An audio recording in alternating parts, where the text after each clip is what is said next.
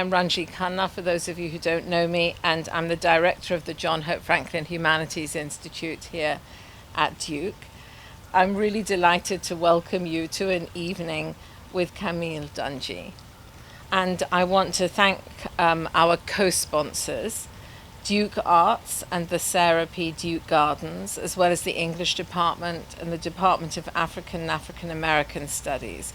Special thanks, a big special thanks to the Gardens for hosting us tonight in this really beautiful space.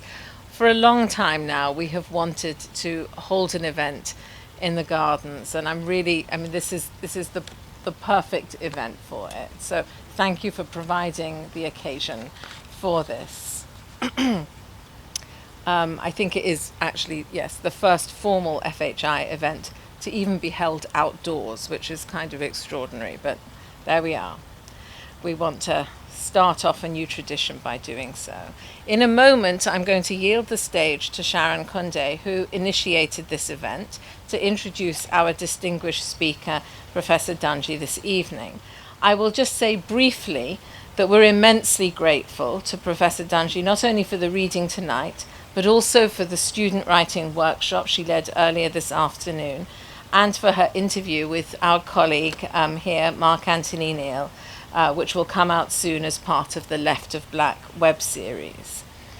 I just want to say a few words about Sharon, who is a scholar, a poet, and a teacher. She received her PhD from the University of California, Irvine, and is currently a postdoctoral fellow at the Franklin Humanities Institute under the aegis of the American Council of Learned Societies Emerging Voices program. And her first book project, which I think will help you understand a little bit why this is such a fantastic event for her, and I'm so pleased that she's brought it to us, is called Natural Reading, Race, Place, and Literary Practice from Douglas to Ransom. And it centers on the racial politics of reading and representing nature in 19th and early 20th century American literature and literary criticism. She examines the way in which racialized assumptions linking nature and textuality have shaped the discipline of literary studies from early on, and her research explores ways to develop anti-colonial practices for reading, researching, and teaching literature. She's reanimated 19th century American naturalist fiction and philosophy through the lens of ecological crisis and its theorization today. And rather than understanding a clean break in the focus of literary criticism in our age of ecological crisis, Dr. Condé sees continuity. Literary studies, she suggests, has always been concerned with the natural world, has consistently developed an ethos concerning the care of that world, whether we're describing Georgic poetry from Virgil to Douglas or the modern novel. Dr. Condé this traces the development of an eco-philosophy in literature through Thoreau, Frederick Douglass, Elizabeth Maddox Roberts, Mary Hunter Austin, John Crow Ransom, Zora Neale Hurston. And by charting this literary history, she remarks on how the history of capital's relation to the land through enclosure, reification, and exploitation is bound with a racial understanding of belonging, and through this gives us clues into the philosophical basis of the continued devastation of the natural world today. Her poetry has appeared in a number of venues, and her chapbook, Year of the Sasquatch, was published by Dancing Girl Press in 2022. Over the past 2 years, she has been a wellspring of creative energy at the FHI, organizing a weekly writing group for early career humanities scholars and curating a poetry reading series that explores the capacity of the expressive arts to unsettle and remake our understanding of the environment. So thanks, Sharon, to you for all the work you've done over the last couple of years and for planting the seed for this event and seeing it to fruition.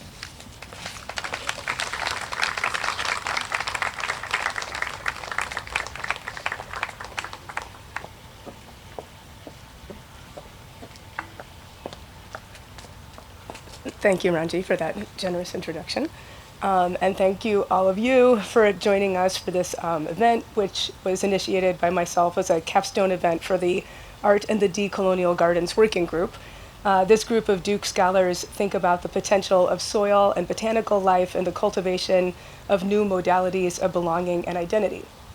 Many people here at Duke have been working for months to coordinate the details of today's events, notably Christina Chia at FHI, Brian Valentine at Duke Arts, and Kamana Anderson at the Serape Duke Gardens. And staff at these three institutions have been instrumental to making sure that every detail was in place for a successful day, from access to water to proper sound equipment for an outdoor setting to the parking and the details of Professor Dungy's itinerary. And for these efforts, I want to acknowledge in particular Eric Barstow, Jakaya Glass, Michael Pasquale, Michaela Dwyer, Nicole Gaglia, John Carbuccia, Mary Williams, Pam Montgomery, Johnny Smith, and Marcia Julian. And thanks also to a wide range of departmental personnel who have helped to promote the event widely. A special thanks also to Raji Khanna for her gracious and humane leadership, which has inspired and made possible countless collaborations, conversations, and discoveries in the interdisciplinary humanities. And now I'll turn to introduce our guest. Camille Dungy has an impressive resume as a publicly engaged writer and scholar. A university distinguished professor at Colorado State University, she has authored 4 poetry collections, from What to Eat, What to Drink, and What to Leave for Poison with Red Hen Press in 2006, to Tropic Cascade with Wesleyan University Press in 2016. She has 2 books of essays, Guidebook to Relative Strangers, and last year's Soil, The Story of a Black Mother's Garden. She also has edited several important anthologies, including From the Fish House, Gathering Ground, which is a reader celebrating the first decade of work at Cave Canem, and the field-defining Black Nature, 4 Centuries of African American Nature Poetry. Her work has been widely published and anthologized. Dungy has earned many awards, including NEA Fellowships in Poetry and Prose, the American Academy of Poets Fellowship, and a Guggenheim Fellowship. And as if this all weren't enough, Dungy hosts the Immaterial podcast from the Metropolitan Museum of Art and Magnificent Noise. Check it out. Dungy was born in Colorado and raised in Southern California, and has lived abroad and throughout the U.S., including in our neck of the woods, Lynchburg and Greensboro, and I found out she also taught summer program at Duke for many years, so we're glad to welcome her back to Durham proper. She cherishes groundedness and home, as well as the delight of exploring new places. Dungy has made important interventions in conventional and racially limiting understandings of nature writing. In the introduction to Black Nature, she resists the collapsing of nature writing into the pastoral mode, where nature appears mainly as, quote, a place of positive collaboration, refuge, idyllic rural life, or wilderness.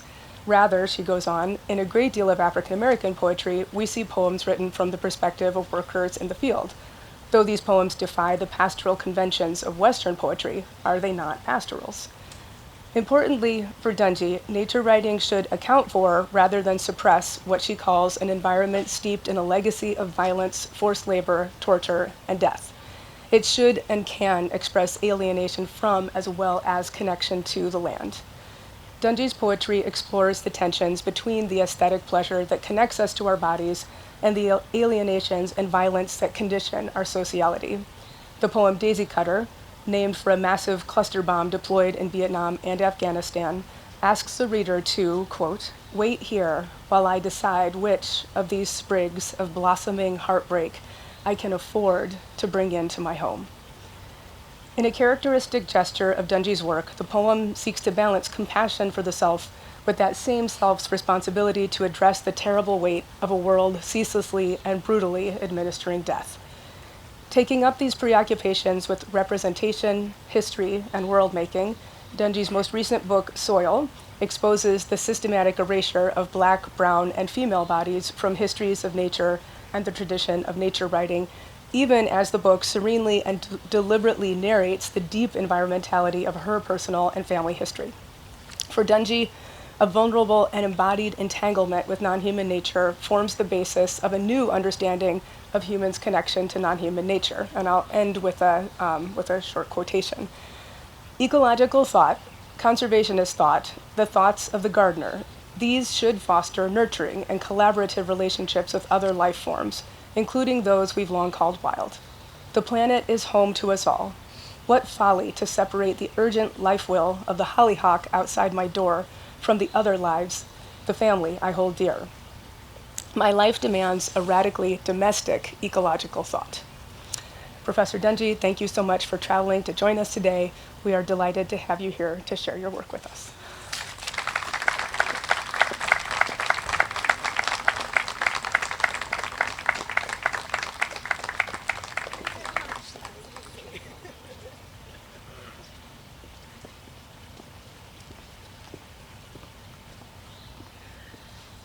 Hi. I'm really happy to see all of you. Thank you for coming out in the hot sun. This book, Soil, where I'll be spending the bulk of my time with you speaking about, it's a book-length narrative of prose about my family's 7-year journey to transition our otherwise very homogeneous turf, river rock, and juniper landscaped, quote unquote, yard into a more sustainable, drought tolerant, regionally appropriate, pollinator supporting garden. And in a bit, I'll read some sections that make it very clear that it's a 7-year journey because it wasn't easy. And it wasn't necessarily a straightforward process. And so several times along the way, I would stop and ask myself, why? Why am I bothering to do this? And this is a response, a poetic response that I came up with one morning when I'd woken up in the small window of time before anybody else was in the house to work on this book about this project that all seemed like ridiculous, unnecessary folly. And why was I bothering? Let grow more winter fat, wine cup, western wild rose. So little open prairie left, little waves of blue stem, little fuzzy-tongued penstemon, quieter the golden current, nodding onion, quieter now as well. Only a few clusters of Colorado butterfly plants still yawn into the night. Where there once was prairie, a few remaining fireflies abstract themselves over roads and concrete paths. Prairie wants to stretch full out again and sigh. Purple prairie clover, prairie zinnia, prairie drop seed nodding into solidago, bee balm brushing rabbit brush. Prairie once, prairie once, prairie once. And so with that poem, I had enough energy to keep going for a little while longer because I tapped back into the energy and the spirit of desire that I was working to align myself and my family and the land on which we were living. So here's a little description of how this is all moving along. My family moved into our Fort Collins home on a Wednesday in late August 2013. Outside the house, the yard maintained a rigid order, homogenously green and gray. A regimented line of 5 conically perfect 4-foot-tall cedars flanked the east fence under the shade of the back neighbor's honey locust. The former owners of our house stationed another cedar along the front walk. A white spruce stood sentry near the garage door, while the dwarf mugo pine held its post on the north corner of the front patio. A few more severely trimmed junipers and 3-foot-tall winter creeper bushes grew around the yard. A substantially weed-free lawn and beds filled with 1-inch granite rock spread flat around these taller spots of greenery. This nearly monochromatic order was the first thing I set out to change. That August we moved in, I found canister after canister of herbicides and pesticides on the work table in the garage. Very few pollinators braved the poisoned turf or weed killer drenched rock. They flitted from one rare dandelion to the next, then buzzed away, forlorn. The word acre used to indicate the amount of land a man and his ox could plow in a day. Now the word indicates a more specific measure. An acre is 4,840 square yards, about the size of 3/4 of a football field. Our whole lot, the house included, is only a fifth that size. Still, I spend whole days kneeling on my dark brown knees, pulling decorative rock and landscaping fabric from one 5-square-foot bed or another. Every spring, before the heat comes on, and again in the fall, before the cold really digs in, I rip out a new section of rock or replace a bit of lawn with a flower bed. The rock in the hardscape beds is piled 4 and 5 inches deep. In a day, I can fill 6 20-gallon containers, each with a carrying capacity of about 240 pounds. 20 gallons of rock is lumpy, more difficult to contain than, say, 20 gallons of milk. I can't let the rock brim over the top, so I also fill a few 5-gallon buckets, each of which can hold about 80 pounds. I use a hand truck to carry these containers to the driveway so my friend Gillian can pick them up in her Land Rover. Its sturdy shocks sag under the load. Gillian uses the river rocks in her dog run, keeping the dogs and their waste out of her own native plant garden. Gillian's skin is nearly the same shade as my own, a color I replicated as a child with the burnt orange sienna crayon in expanded Crayola boxes. We have similar gold-red undertones, and we both wear shoulder-length locks. Each of us has been mistaken for the other in this town. I did an interview once, and they said that they were going to clear, the questions. It was like an on-air interview, and they were going to clear the questions before they came. And then this question came, and the woman asked like the first piece of the question, but then she said, "Do you live in the house on named the street?" And I was just sort of silent because I feel like that was one of the questions that should have been screened. Right? Like, but also I was like, no, that's Gillian's house. So it was just this kind of remarkable, like she was like, there's a black lady with a natural garden in town. This must be the lady on the phone. I was like, no, but she has my rocks. Over the years, as plants we've swapped take root in one another's soil, our yards have grown to resemble each other's as well. While we lift many pounds of rock into the bed of her mud-cake Land Rover, Gillian tells me stories of her work as a wildlife ecologist, studying the effects of climate change on communities in Montana, Alaska, and farther out into the world. She collaborates with these communities as she collaborates with me, devising positive and sustainable changes for our homes and the planet. After removing the rock, there is still work to do. I find plasticized landscaping fabric laid down to prevent the growth of undesired vegetation. Compacted by years of the weight of crumbled granite, dirt, and clay coat both sides of the heavy material. It's difficult to grip. Some clay-caked rocks continue to weigh down the fabric.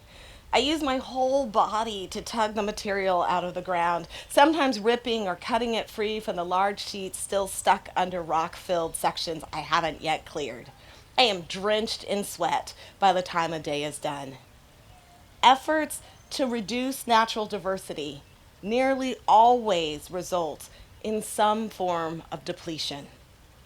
What I find once I clear the beds of rock and fabric will be of little use to a garden.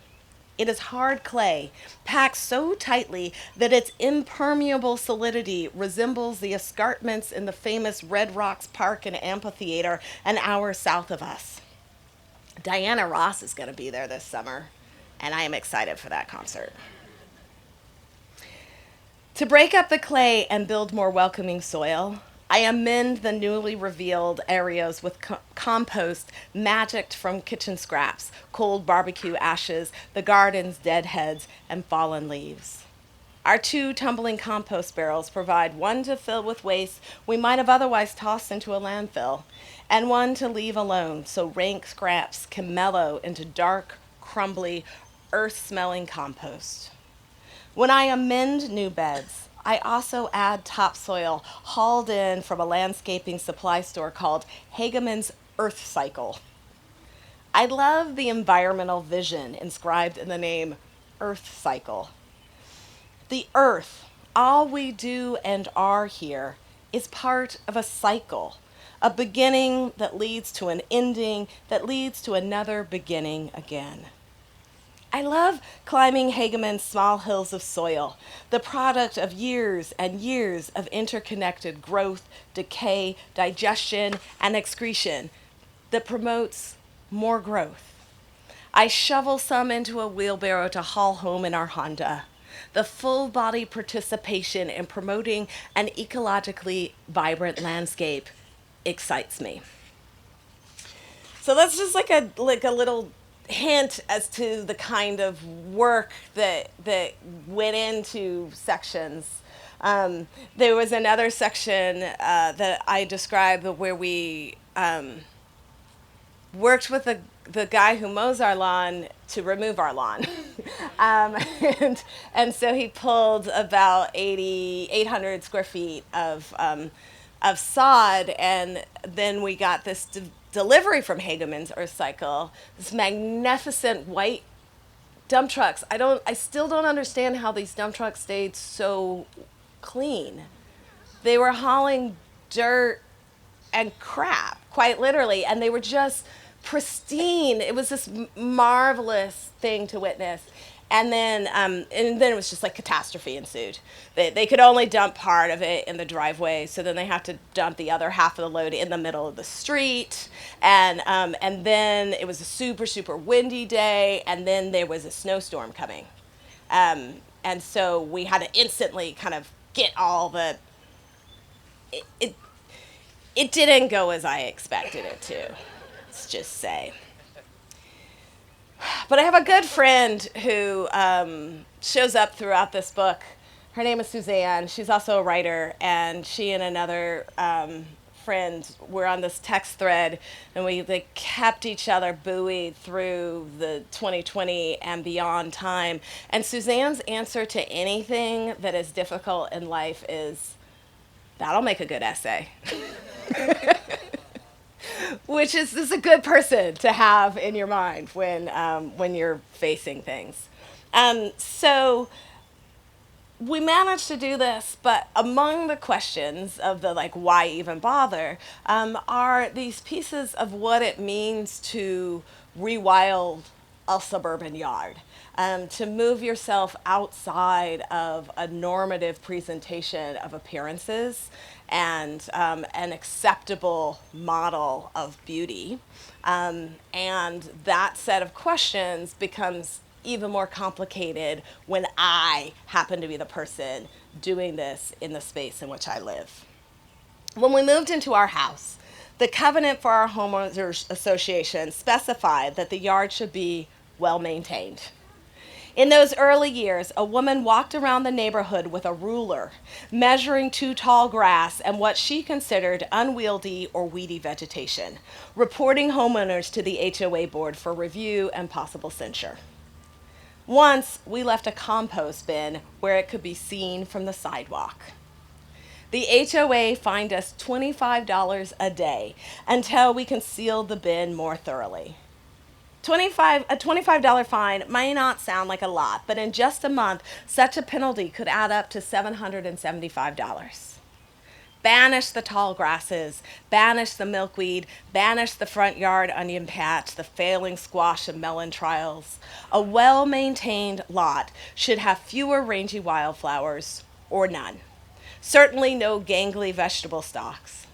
In 2012, the year before we moved into Fort Collins, city officials in Tulsa, Oklahoma, bulldozed nearly everything a black woman named Denise Morrison grew in her front yard after someone reported her garden full of edible and medicinal plants for violating zoning ordinances. When Morrison contested the destruction, a federal court refused to hear her case. She had no recourse to recoup her losses. Rather than leave the dried stalks and seed heads on our sunflowers for birds to perch on and munch as they stock up for winter, stories like Morrison's urge me to pull all remnants of summer plants out of the ground. Keep nothing brown around the house, nothing aesthetically unsavory. My family is the only black family on our block. In fact, we are one of few black families in our entire town, the fourth largest city in the state of Colorado. By few, I mean that only 1.5% of the people in this city of nearly 170,000 identify in U.S. Census records as African American. The way that the census actually describes this community is African American alone, which I know means like not mixed race or something like that, but like when the number is 1.5%, like I feel like that word alone means a whole other thing. By few, I mean that anytime my husband Ray heads out on the bike trails, someone recognizes him by name. My daughter is the only black girl with 2 black parents in her 440 student elementary school. She's in middle school now. We got 850 students. Same fact. This might help clarify my resistance to the kind of suburban American monoculture that the women in my neighborhood tried to promote via the HOA's yard maintenance code.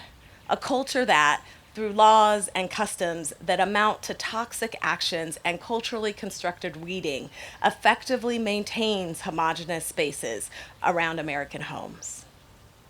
But I'm lucky.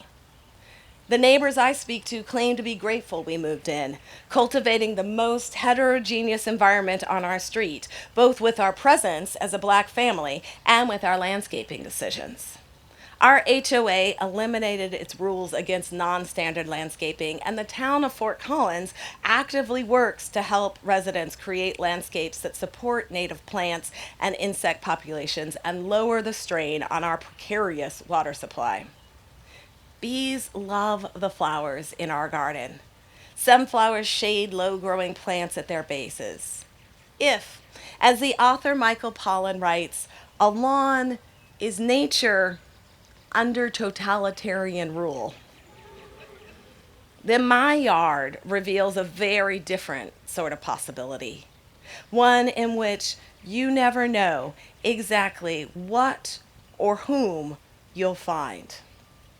Brilliant goldfinches hang out near our Nair seed feeders, eating sunflower petals, stripping the yellow circle of bright ray florets on the outer edges until only the brown disc in the middle of the flower remains. I would prefer if the goldfinches didn't denude my sunflowers. But I planted the sunflowers as much for them as for me. I've learned that birds eat flower petals, not just the seeds that form in the flower's central disc. The brilliance of the gold in goldfinches' feathers is partially the result of the saturation of yellow in their diet. I have sown sunflower seeds in even more beds to continue to attract these beautiful birds. The sunflowers and the birds we eat, and the birds who eat them, filled me with joy I could not have imagined when we first moved here. I love watching the goldfinches in your yard, a neighbor told me one afternoon. You don't get them in your yard, I asked. Not like you, she said. So, I wrote an application for a little fellowship called the Guggenheim Foundation Fellowship. I wrote one of those applications every other year for 20 years. And then I got one. I was in the car with my husband Ray, reading my email on my phone and talking while reading the email, and then I just stopped talking, and which is a sign of trouble. And he was like, what's wrong? And I'm still, I'm silent. I don't have an answer for a little while. And he's getting increasingly concerned. And finally I said, I think I want a Guggenheim. I've applied to this for my entire adult life, and I've never received an email asking for further information. I usually just got the sorry, no letter. And so they wanted my phone number because they wanted to call me. I was like, that's new. So I get this award to spend an entire year working on a book project, which I even then knew was going to be the story of reviving this garden. And that was all, it was super exciting. And, it was going to be the best year. And it was 2020. So it was not the best year in so many ways. And so among the things that happened in 2020 that you might not be personally aware of was the fact that I had a 4th grade daughter. And so all of a sudden, where I thought my kid was going to be in school all day and I was going to get to write and be a real environmental writer in solitude, thinking about things. I had to teach 4th grade social science, and I didn't teach her math. She was the math was self-taught, and make sure that she was sitting down at the computer when she was supposed to and doing her worksheets and having this very, very angry tween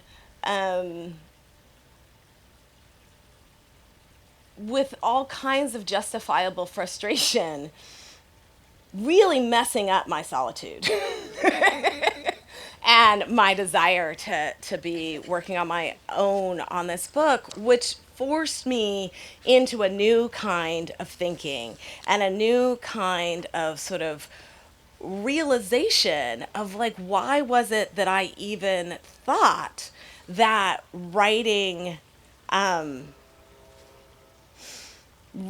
book about the world and the environment meant excluding people from that space. I was stooped over in the laundry room, loading the dryer, when Ray asked, "What's the plan for dinner?" The light from the window cast a shadow of the yard's white pine across my back. In the summer of 2019, Poets and Writers magazine published an article I wrote that offered ideas about how to make time for writing despite a busy life. My advice felt quaintly plucky as I gripped a handful of wet socks. COVID-19 stripped many parents of the scraps of idle time I suggested writers use for themselves. Write during aimless minutes in the doctor's waiting room, I urged. Write during a child's dance lessons. I opened that article with a quote from the Puerto Rican American poet Judith Ortiz Cofer. "I have to steal time from myself." So many narratives of women fighting their way into art look like women stealing time. I think of Toni Morrison, mother of 2, scribbling on the subway during commutes between her home and her office. Or my favorite poet, Lucille Clifton, whose brevity matched the length of her children's naps. Some of her poems were as short as 7 lines. Between 1965 and 1969, Clifton had 6 children under the age of 10. In 1959, when the poet was 23 years old, Clifton's own mother died. She had no model, Clifton wrote. She had to figure it out on her own, how to balance mothering with the requirements of nurturing herself. During the late 1960s, Clifton starts a poem with these lines. "Dear Mama, here are the poems you never wrote. Here are the plants you never grew. Even early in her career, Clifton thought about the creativity some women never managed to cultivate. She wrestled with the responsibility she felt, and perhaps the honor, to find a way to write poems despite these obstacles. Her pen grew what one dictionary calls an arrangement of living material, a garden. So I realized that the only answer that I had was to start to bring the experiences of my life into the writing, as opposed to trying to leave it out. We're going to skip forward in the year 2020. Use like quick reminder, because I'm sure you've forgotten. There was like a pandemic, right? And so we were kind of shut down at home. There was an election. Remember that? Also, it was like some tension around that election. Some social justice actions and movements for Black lives, and in response to, particularly to police violence against the lives of Black people. And coming as close to 10 miles from my house was what was then the largest, most catastrophic wildfire in Colorado history, which lasted for months and months and filled our air with toxic smoke and colored the sky for days and days. And so that also wasn't fun to think about. And so there were times where I considered like what it meant to be living in a space that was so deeply charged with violence and danger at all times, and my sort of needing to think about my daughter raised this even more. From my bedroom window, I noticed the first yellow leaves on the honeysuckle that droops over the back neighbor's fence into our yard. That was late August. I wasn't ready for fall, much less for winter. Sometimes in the middle of July, I look out the window and think, soon this will all be covered with snow. I don't know if that makes sense to you. Like, I grew up in California, so I don't understand snow. You know, like fundamentally, I don't know why it needs to happen. I said that in an interview with a woman from Poland. She was translating some of my poems and wanted like a feel for who I was. And I said this thing about fundamentally not understanding snow, and she said, "I think I'm gonna leave that out because my audience won't take you seriously." But moving to Colorado, it became this thing where I all of a sudden had to truly relearn how the world worked in a variety of different ways, because snow didn't happen in the Bay Area, and certainly not in Southern California where I grew up.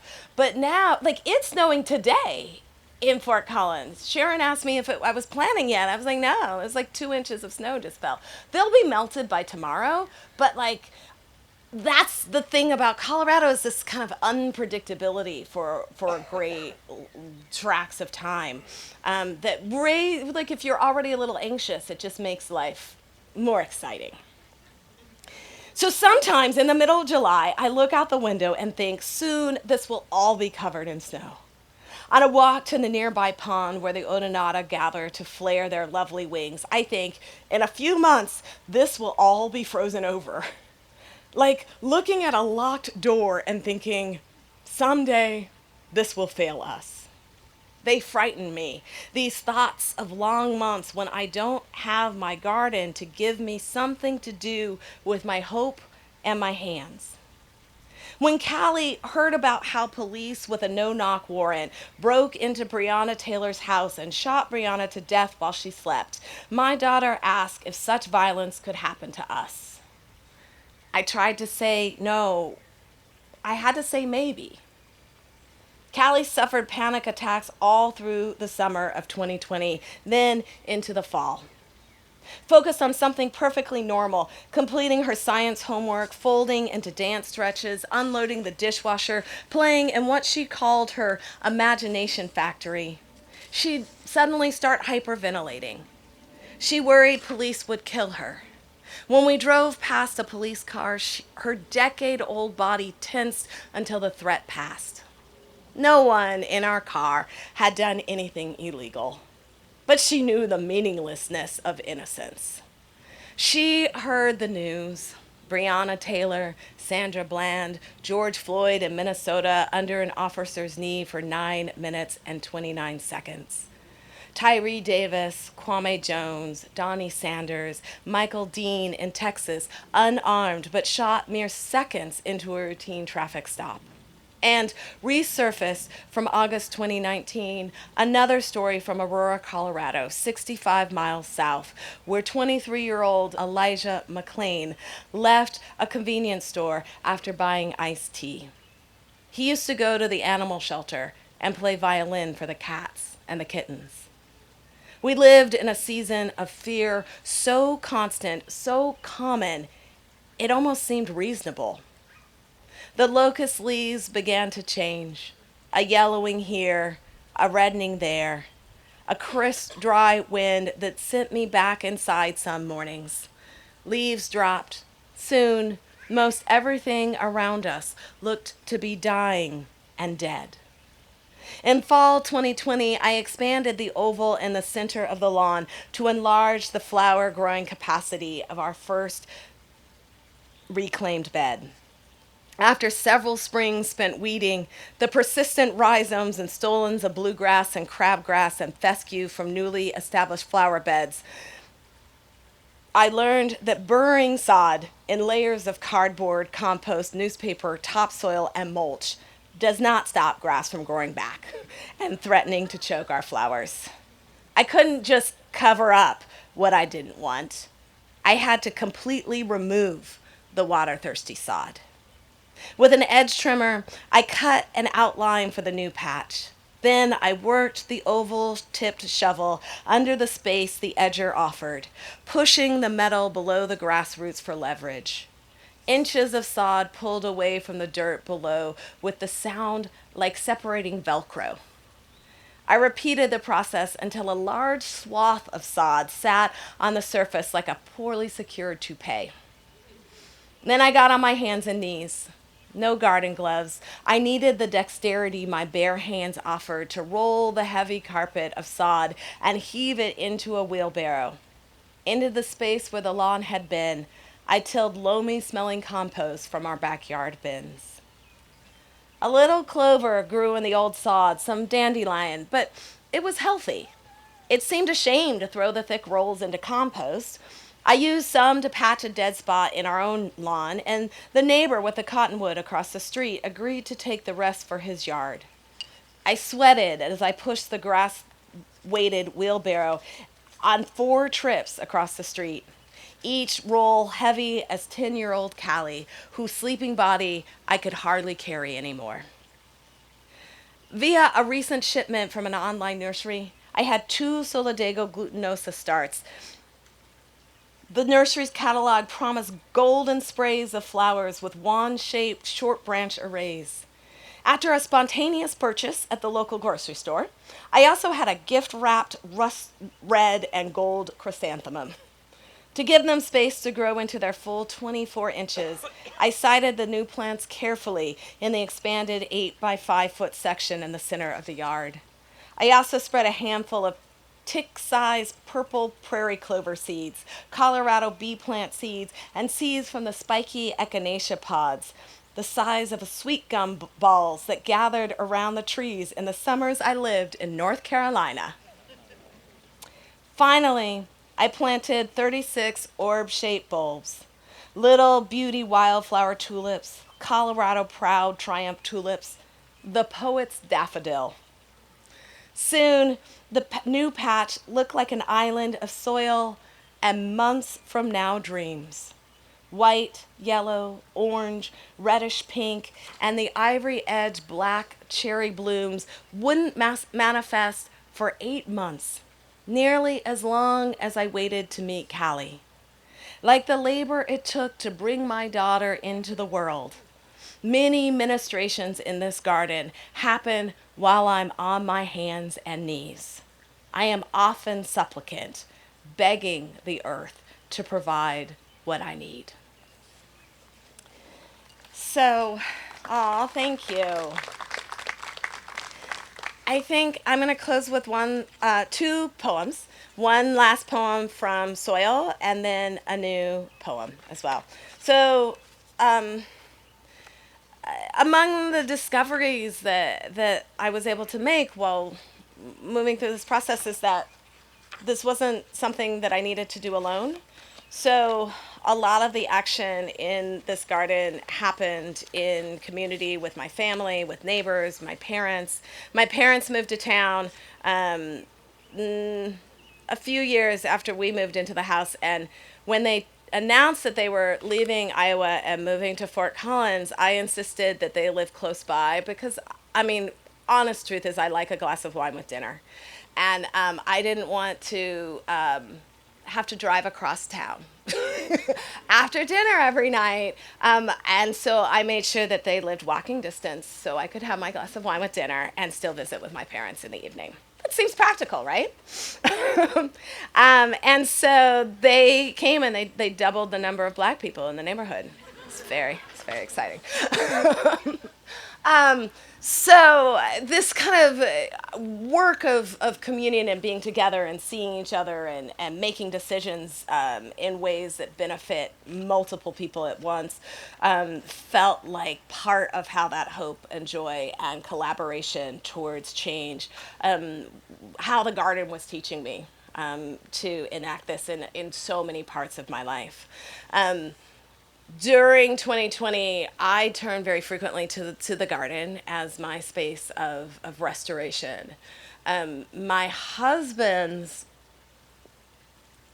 process involved watching the Trail Ridge Road snow clearance report from the National Park System. So every morning before he started doom scrolling, he would find out what the situation was on Trail Ridge Road and how much snow they had managed to clear. And nope, it snowed again last night. They got to start all over again. It was a really cute thing to watch this man find this seemingly unlikely place of respite. And watching him helped me find my way into this last poem that I'll read from the book. In her mostly white town, an hour from Rocky Mountain National Park, a black poet considers centuries of protests against racialized violence. 2 miles into the sky, the snow builds a mountain unto itself. Some drifts can be 30 feet high. Picture a house, then bury it. Plows come from both ends of the road, foot by foot, month by month. This year, they didn't meet in the middle until mid-June. Maybe I'm not expressing this well. Every year, snow erases the highest road. We must start near the bottom and plow toward each other again. All right, so one final poem from my new book project. This poem, I have much gratitude to our current U.S. Poet Laureate, Ada Limon, who's an amazing and persuasive human being. Who wrote me sometime this summer and said, can you give me an entirely new poem for an anthology that I'm writing about love for people and this planet and particular places? And I tried to oblige. The anthology is called You Are Here, and it's from Milkweed, just out last week. Remembering a honeymoon hike near Drakes Bay, California, while I cook our dinner at the feet of Colorado's Front Range. That stretch of coast like the soft spot in yourself. The heart of yourself I call your soul. That feeling that comes there when fog settles so truly, I know I am walking inside a cloud. Intangible, tangible, both at once. Sweetheart, I need to tell you something after we finish tonight with this dinner I'm preparing. Rainbow chard, wilted in oil with shallots and pepitas, herb roasted chicken already roasting. Even on these hot days, far from the cool coast of California, when I am with you, I am inside such a cloud. This is how I know I won't ever believe in heaven if heaven isn't right here with you. Our sunflowers keep coming back year after year after year since that first year we drove seeds under our new yard's soft soil. That, dear heart, is it. It is the softness I need to thank you for. I'd be lost without that part of you that eases up enough to let me in, then closes back around me. For years on the edge of California's coast, ship after European ship sailed past, an inlet kept safe inside a cloud. Safe the sweet smell of California buckeye and dusty green sage. Safe the spine flower, checker lily, blue blossom. Unharmed the little native bee and yellow-faced bumblebees who skip from flower to flower. Unharmed the coast buckwheat and the fiery skipper and gossamer-winged butterflies who need buckwheat to survive. Unharmed the lumbering grizzly. Unharmed until thin fog lets ships in, the snakes and mountain lions too. You've lived long enough, sweetheart. You've paid attention to your history. You know what some people will do if let in to the part of yourself you spent so long protecting. But you showed me this anchorage, those soft brown shoulders, the headlands. Here I am, so much in bloom, and me with you in all this soft, wild buzzing. Thank you so much.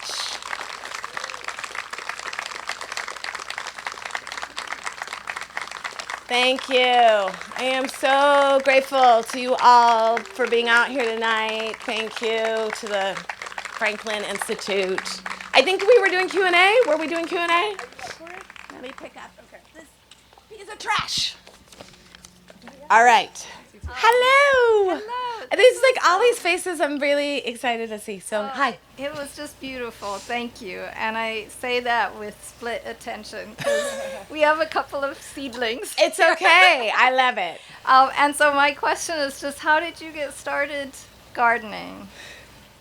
Yeah, I speak to that a little bit in Soil, where I had this moment where, I'm writing this book, and I think another one of the sort of conventions sometimes of the Western convention of genius is this sort of concept of the individual genius who just sort of springs out as like the one from nowhere. And I felt to like pretend to align myself with that tradition would not be acceptable to the idea of community and connection and rootedness that I was working for. And so I had to meditate my way into really thinking about where those starts were. One of them is my own family. My parents, in our house in Irvine, which was also a very, very planned community, made a lot of very intentional and frowned upon decisions about how to plant a more sustainable and environmentally appropriate, locationally appropriate yard in our Southern California home. And so I think that model had been part of me, and the interchange between that ecological model and the social, cultural, political model, because there was a moment at which the neighborhood council representative came to my parents' door and first didn't understand that the people answering the door were the people who own the home. So that's like one piece. And then the second piece was that then they had to like immediately take care of the yard, which my parents had let be for a while they figured out how to do it right. And my dad's response to the neighborhood councilman was, well, we're concerned about the ecology. Aren't you concerned about the ecology? Well, meanwhile, it's just like dirt and tumbleweed is all that's in the yard, right? And there was this kind of, it's a joking moment, but it was also this stand that my father took, that in fact to be concerned about the ecology sometimes means taking your time, sometimes means not doing things the way everybody else is doing them.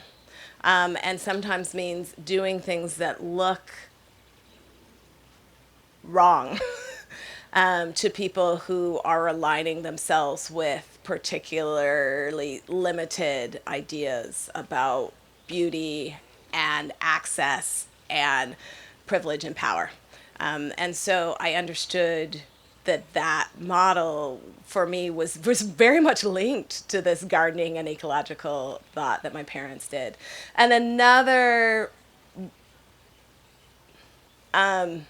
mother tree that I think my personal rhizomes are connected to is a poet named Anne Spencer, who lived in Lynchburg, Virginia. I lived for 7 years in Lynchburg, Virginia, and she had this incredible home that she and her husband built in 1903 and where she lived until her death in 1975, which in addition to being this phenomenal garden was also a way station and a space for like every black person who is any black person who, as they were driving up the not I-29, the Highway 29 corridor, stopped there on their way between Florida, DC, and beyond.